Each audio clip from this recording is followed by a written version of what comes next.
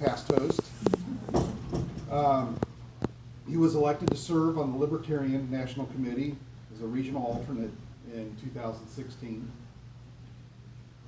He has served as chair of the Libertarian Party of Kentucky, and he's also a spokesman for Northern Kentucky Choice.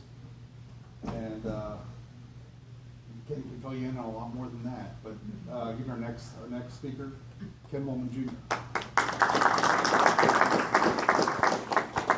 I should start by saying Northern Kentucky Choice was an anti-smoking ban thing, just in case anybody didn't know what that was. All right, my name's Ken Mollman, and as mentioned, the presentation that we just had was awesome. The issues at the state level, that is by far the #1 issue facing the state. The pension crisis is real, and we need to be focused on that. We also have issues at the county level, and we can't not look at the counties and only look at the state. We can't take our eye off the ball at what's going on at the county level. And so I wanted to present you tonight with a presentation on Kentucky's counties. We have a total of 120 counties in the state of Kentucky. By the way, we have the most counties per capita of any state, fun fact. 2 counties use a county-city merger form of government. Lexington and Louisville, their cities actually control the county government. 15 counties use the commissioner form of government, and 103 counties use the magistrate form of government. Here's a map of those counties. As you can see, Jefferson and Fayette are the 2 that are run by city.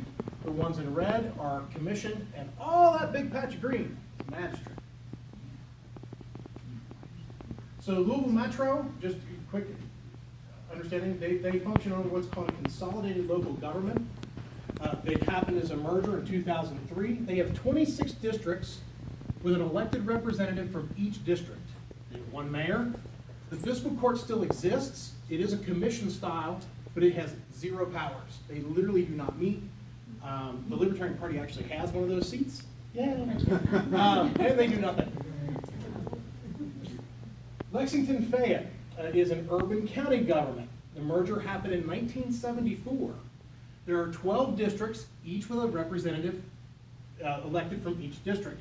There are also 3 at-large countywide, elected at countywide. There's 1 mayor. Again, the fiscal court is a commission, but again has 0 powers, does not meet. Oops. I skipped ahead.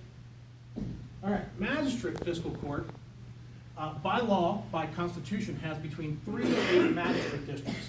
Different counties have a different number. Magistrates are elected from each district.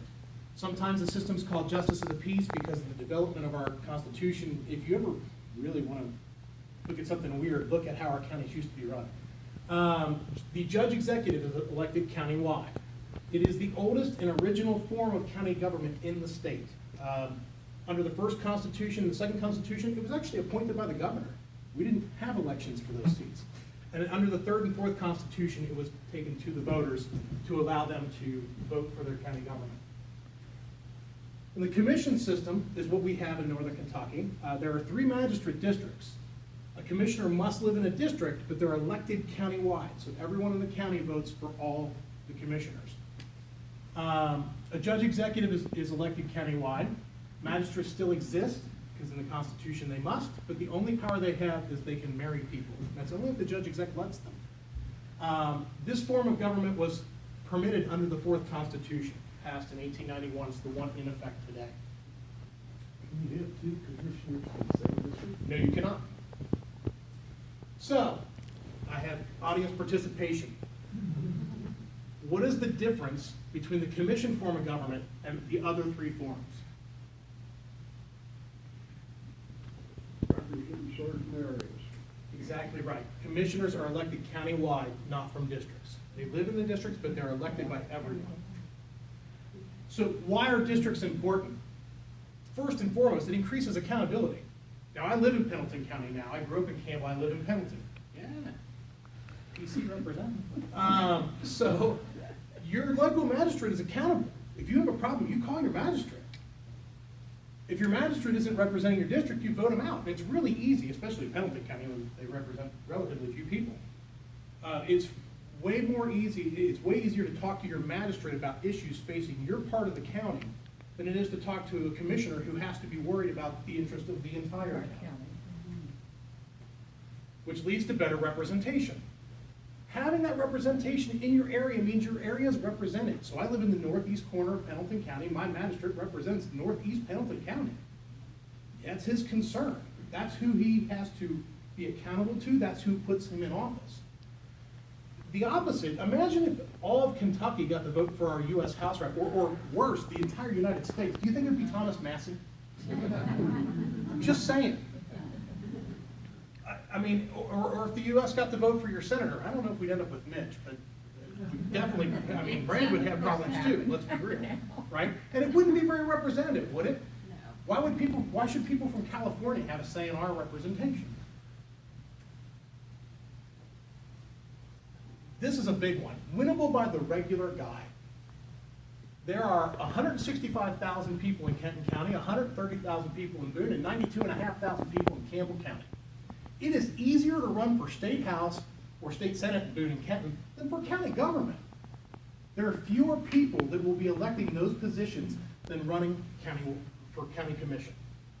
And instead of having to run an expensive countywide campaign to 165,000 people, a regular guy can legitimately go out and knock on the doors to meet 20,000 people. You can do that. It can reduce gerrymandering. This is a picture of Campbell County's districts, by the way, as they exist today. More districts, ideally, means fewer ways to gerrymander, because they do have to be contiguous. They have to touch. So you do eventually run out of combinations if there's more people to fit in. And the district lines have to follow the precinct lines, and there are about 1,000 people per precinct, roughly. So this is northern Kentucky today. Boone County, to their credit, has actually laid out the best, right? They're at least actually compact and contiguous. Kenton has it, and Campbell, to a large extent, has that tail that hooks in. Why is that tail there? Well, when they did the redistricting, the guy who was from this district lived here. So they had to find a way to make that district get all the way down here. That's why. It reduces corruption. It makes his races cheaper, because 20,000 people is about 5,500 households. I only have to go out and buy, at most, 5,000 or so push carts, 5,000 or so door hangers, 5,000 or so door knocks. I don't have to have the big money to run a countywide race.